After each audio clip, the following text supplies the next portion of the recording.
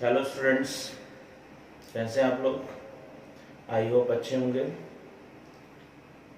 आज हम लोगों को डिस्कस करना है यूनिट फर्स्ट का आखिरी topic, torque on electric dipole. इसका मतलब क्या है कि अगर हम इलेक्ट्रिक डाइपोल को इलेक्ट्रिक फील्ड में पुट अप कर देंगे तो उस पर क्या इफेक्ट होगा, उस पर टॉर्क कितना काम करेगा, ये सब चीज़ हम लोग को आज डिस्कस करना है। So let us see torque on electric dipole.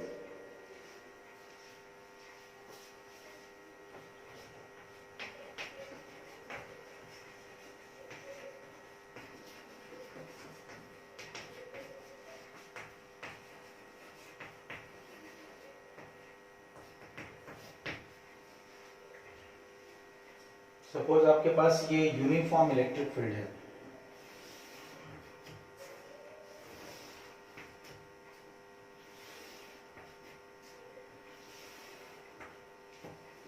This is the uniform electric field.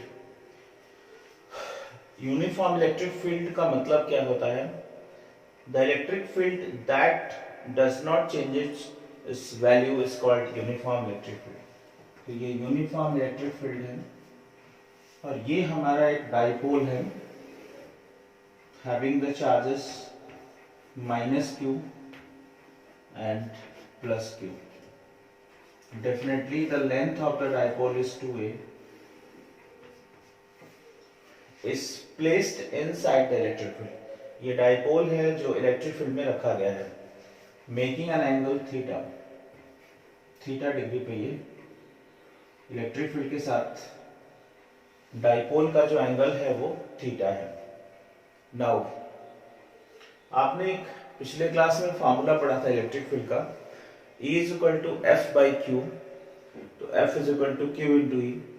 इसका मतलब कि कोई भी चार्ज अगर इलेक्ट्रिक फील्ड में रखा जाएगा तो उस पर एक फोर्स काम करेगा Q इंटू ई। तो प्लस चार्ज पे जो फोर्स काम करेगा वो इलेक्ट्रिक फील्ड के अलोंग होता है प्लस क्यू ई, और माइनस पे जो काम करेगा वो माइनस क्यू इंटू ई। नाउ सी, सिस्टम पे हमारे पास दो फोर्सेस आ गए, plus q E and minus q ई। दोनों के मैग्नीट्यूड सेम हैं और डायरेक्शन अपोजिट है। तो सिस्टम पे नेट फोर्स कितना हो जाएगा? 0 हो जाएगा। So forces on charge plus q and minus q are. अगर हम फोर्सेस की बात करें तो फोर्सेस हो जाएंगे आपके F1 is equal to plus q E and the direction is along E, और F2 आपका हो जाएगा माइनस क्यू ई।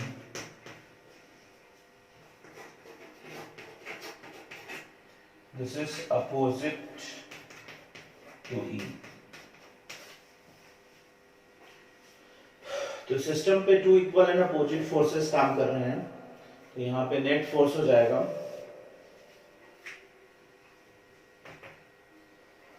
देयरफॉर नेट फोर्स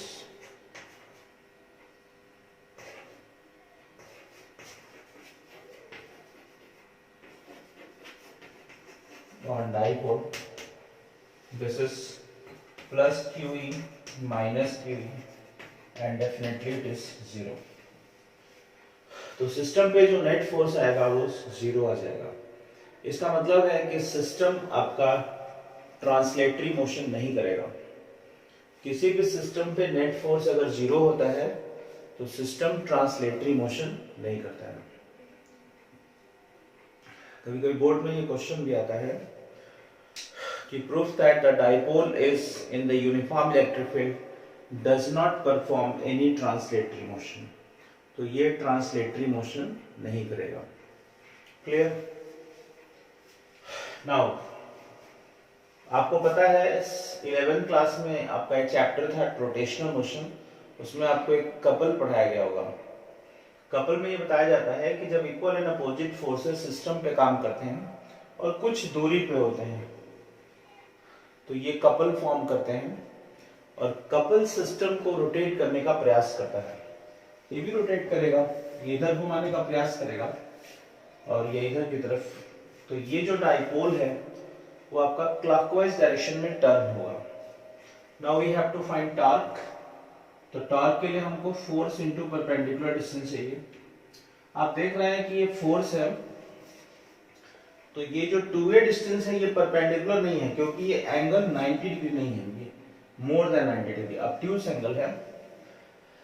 तो 90 के लिए हम क्या करेंगे कि हम एक परपेंडिकुलर ड्रॉप करेंगे, यहां पर परपेंडिकुलर ड्रॉप कर देंगे इसको और इसको भी यहां से प्रोड्यूस कर दीजिए।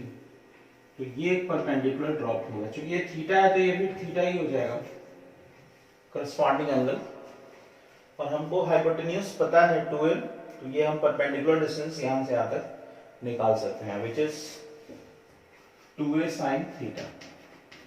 बहुत इजीली आप निकाल सकते हैं। Just take the sin theta perpendicular upon hypotenuse and you get 2a sin theta. Now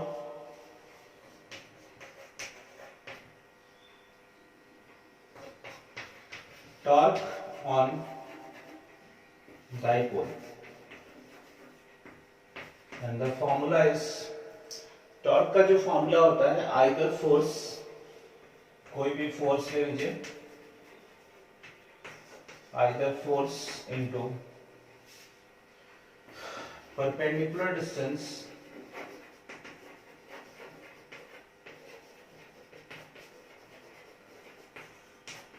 between the forces, perpendicular distance between the forces। so tau is equal to either force का मतलब q into e, perpendicular distance आपका हो जाएगा 2a sin theta. Clear? q into 2a को हम लोग p लिख सकते हैं। so tau is equal to आ जाएगा p sin theta. This is the formula for the torque acting on the dipole. Now what about the theta? Theta क्या है? Theta is the angle between dipole moment P and electric field. Clear? So आप यहाँ पे लिख सकते हैं theta is the angle between P and E। आप जल्दी से इसका स्क्रीनशॉट लीजिए।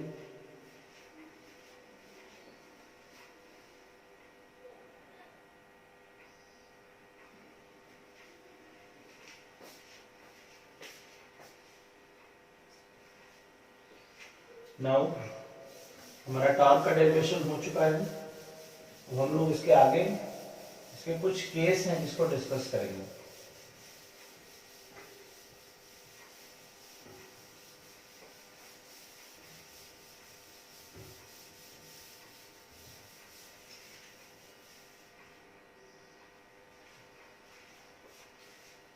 हम चाहें तो इसको वेक्टर फॉर्म में लिख सकते हैं। So this is tau is equal to P cross E। आपको मालूम है कि चूंकि ये साइन थीटा है, so this will be A cross B and A cross B is equal to AB sine theta. So this is P cross E। Now case 1,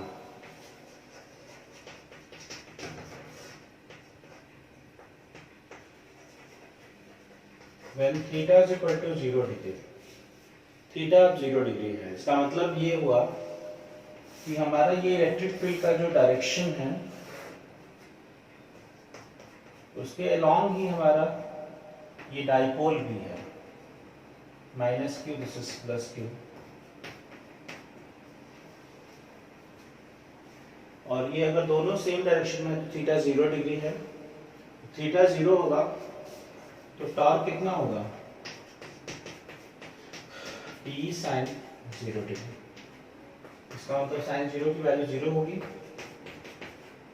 that is no torque acting on the dipole, इस case में dipole पर कोई भी torque काम नहीं करेगा। Now case 2,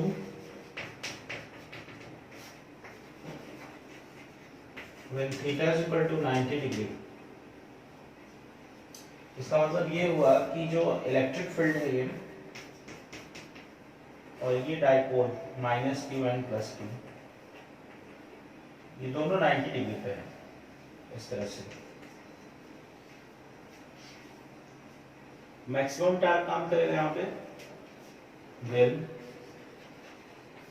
tau max हो जाएगा यहाँ पे, this is p sin 90, so कि sin 90 की वैल्यू मैक्सिमम होती है, so maximum torque will be acting. Clear? Any problem? इस तरह से हम ये केस देख सकते हैं, 90 डिग्री होगा तो मैक्सिमम टॉर्क काम करेगा, थीटा 0 डिग्री है तो आपका मिनिमम टॉर्क काम करेगा। इस तरह से ये आपका टॉर्क ऑन द डाइपोल हो गया। इसका मतलब है कि अगर कोई भी डाइपोल इलेक्ट्रिक फील्ड में रखा जाएगा तो उस पर एक टॉर्क काम करेगा जो उस डाइपोल को इलेक्ट्रिक फील्ड में लाने का प्रयास करेगा। It is try to rotate the dipole along the electric field. Now, one very easy topic is remaining in this chapter, that is principle of superposition. Last में मैं इसलिए पढ़ा रहा हूँ कि अब आपको न्यूमेरिकल्स इस पर बताने हैं, तो ये प्रिंसिपल ऑफ सुपरपोजिशन क्या होता है, पहले आप स्क्रीनशॉट ले लीजिए फिर आगे डिस्कस करते हैं।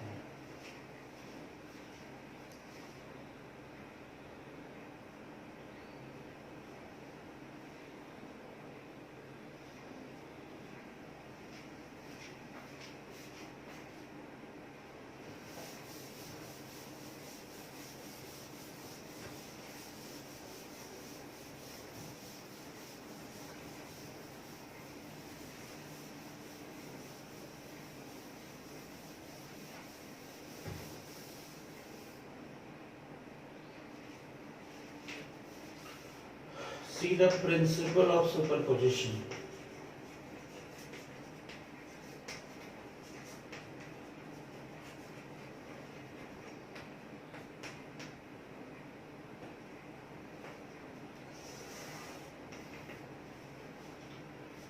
This is a very easy topic. This is very important topic regarding the numerical problems. And this is very easy topic. बहुत सारे टीचर्स को हवा बना के पढ़ाते हैं, बच्चे भी इसको हवा में लेते हैं, ऐसा कुछ नहीं है, ये बहुत आसान टॉपिक है। इसका बस एक छोटा सा एप्लीकेशन है, उसको आपको समझना है। जैसे मान लीजिए आपके पास ये सिस्टम है जिसमें बहुत सारे चार्जेस हैं। जैसे मान लीजिए आपके पास ये Q1 है, Q2 है, Q3 है, Q4 है, और आपसे एक क्वेश्चन पूछ रहा है कि find the net force on Q3। हमको Q3 पे फोर्स निकालना है, Q3 पे निकालना है। तो जब Q3 पे आपको निकालना है तो रिमेनिंग चार्जेस कितने बचे, 1, 2 एंड 3। तो हम इन तीन जो रिमेनिंग चार्जेस हैं इसके कारण इस पर फोर्स कैलकुलेट कर लेंगे और उसी का रिजल्टेंट ले लेंगे। यही प्रिंसिपल ऑफ सुपरपोजिशन है। जैसे अगर हम Q1 के कारण Q3 पे फोर्स निकालेंगे तो ये आउटवर्ड्स काम करेगा। Name this force is F31, force on third charge due to the first charge. 2 के कारण 3 पे फोर्स निकालेंगे तो F32 काम करेगा। ये 4 के कारण निकालेंगे F34 काम करेगा। ये प्रिंसिपल ऑफ सुपरपोजिशन यही है बस कि हम केवल उसी चार्ज पे फोर्स निकालेंगे जिस पे हमको बोला गया है। बाकी जो ये चार्जेस हैं ये आपस में कोई फोर्स एक्सर्ट नहीं करेंगे। अब ये नहीं कि ये चार्ज एक दूसरे को रिपल्शन कर रहा है तो उसका इफेक्ट इस पे पड़ेगा, इसका कोई मतलब नहीं है। इन दोनों से इसका कोई मतलब नहीं है, केवल हमको उसी चार्ज पर उसका फोर्स या इलेक्ट्रिक फील्ड डिस्कस करना है। इसलिए इसका स्टेटमेंट होता है कि if number of forces acting on a body are a charge, then the resultant force is equal to the vector sum of individual forces, and the presence of other charges could not affect the net force.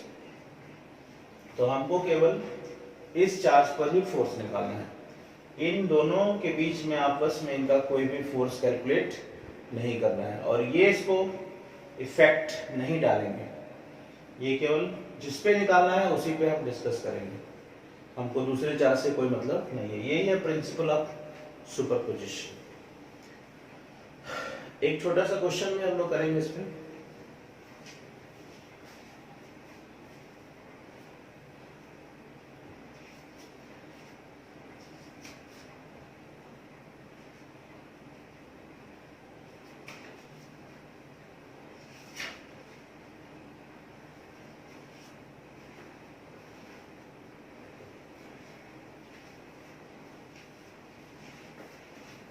ये principle of solution पे based एक question है NCERT का, इसको हम लोग देखते हैं।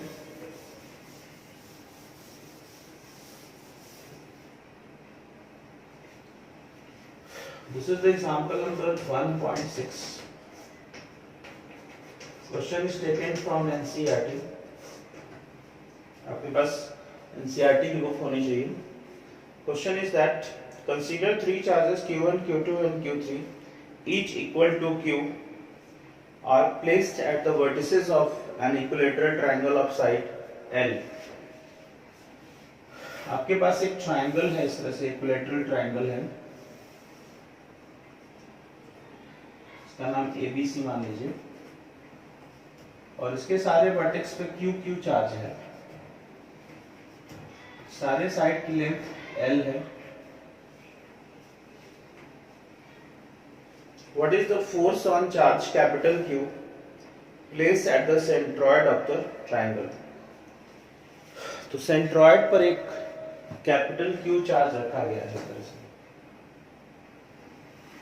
इस ट्रायंगल के सेंट्रॉइड पर एक यहाँ पे चार्ज है कैपिटल Q। सेंट्रॉइड को हम G मान सकते हैं, G पॉइंट पर एक कैपिटल Q चार्ज रखा गया। आपको इस कैपिटल Q चार्ज पे फोर्स बताना है। सबसे पहले हम इस Q के कारण इस Q पे फोर्स निकालेंगे, आउटवर्ड्स होगा और फोर्स का डायरेक्शन बाहर की तरफ होगा। Name this force is FGA। B के कारण इसको निकालेंगे, फिर ये भी बाहर की तरफ होगा FGB। C के कारण निकालेंगे, ये भी बाहर होगा FGC। अगर आप ध्यान दें तो सेंट्रॉइड की दूरी हमेशा वर्टेक्स से इक्वल होती है, तो ये डिस्टेंस आपकी इक्वल होगी। आप चाहे तो इसको कैलकुलेट कर सकते हैं, क्योंकि ये पूरा L है तो ये L/2 होगा, ये भी L/2, और ये एंगल 30 डिग्री हो जाएगा, क्योंकि पूरा 60 है ना, इक्विलेटरल ट्रायंगल है तो ये L/2 है, तो ये GA हम निकाल सकते हैं। यहाँ से कॉस ले लेते हैं, तो cos 30 is equal to base upon hypotenuse, तो यहाँ से AG आ जाएगा। cos 30 की वैल्यू होती है √3/2, सो दिस इज L/2 AG। यहाँ से AG की वैल्यू आ जाएगी L अपॉन √3। तो यहाँ से आपको AG, उसी तरह से CG और BG सबकी वैल्यू L/√3 आ गई। उसी तरह से फोर्स का अगर हम मैग्नीट्यूड देखें, GA, FGB, उसी तरह से FGC, इन तीनों के मैग्नीट्यूड सेम होंगे, क्योंकि डिस्टेंस भी सेम है, चार्जेस भी सेम है, and the value is 1/4πε0 Q1 Q2 upon R²। R² करेंगे तो ये 3 हो जाएगा, क्योंकि L/√3 का स्क्वायर करेंगे तो L²/√3 का स्क्वायर होगा, 3 ऊपर चला जाएगा। हमने मॉड लगा दिया डायरेक्शन यहाँ पे। अब एक पॉइंट पे तीन फोर्सेस काम कर रहे हैं हमको। देखिए प्रिंसिपल ऑफ सुपरपोजिशन से हमने केवल इस पे तीनों पे फोर्स निकाल दिया। अब हम वेक्टर का यूज करेंगे और इस पॉइंट पर रिजल्टेंट निकालेंगे। कैसे निकालेंगे देखिए, हम इसमें रिजोल्यूशन मेथड यूज करेंगे। यहाँ से हम इसको एक्स एक्सिस बना देंगे और ये वाई एक्सिस है। देखिए चूंकि ये 30 डिग्री है तो डेफिनेटली ये भी 30 हो जाएगा, ये भी 30 हो जाएगा इक्वेटर ट्रायंगल की वजह से। अब कंपोनेंट लीजिए F, ये जो जितने भी फोर्सेस हैं इन तीनों फोर्सेस को हम F डैश मान लेते हैं। अब इनके कंपोनेंट लीजिए, क्योंकि ये सब F डैश हो चुके हैं तो इधर की तरफ इनका कंपोनेंट आ जाएगा F डैश cos 30, ऊपर की तरफ आ जाएगा F डैश sin 30, इधर की तरफ इसका कंपोनेंट आएगा F डैश cos 30, ऊपर की तरफ आ जाएगा F डैश sin 30। क्योंकि ये खुद ही फोर्स y एक्सिस पे है तो इसका कोई कंपोनेंट नहीं होगा, ये F डैश के ही बराबर होगा। अब नेट निकाल लेते हैं तो Fx निकालेंगे, फोर्स अलोंग x एक्सिस। तो F dash cos theta right side में है, ये लेफ्ट साइड में 0 हो जाएगा। तो F dash cos 30 minus F dash cos 30, answer will be 0। Now Fy, y में ऊपर दो फोर्स हैं, दोनों सेम डायरेक्शन में है, ये अपोजिट है।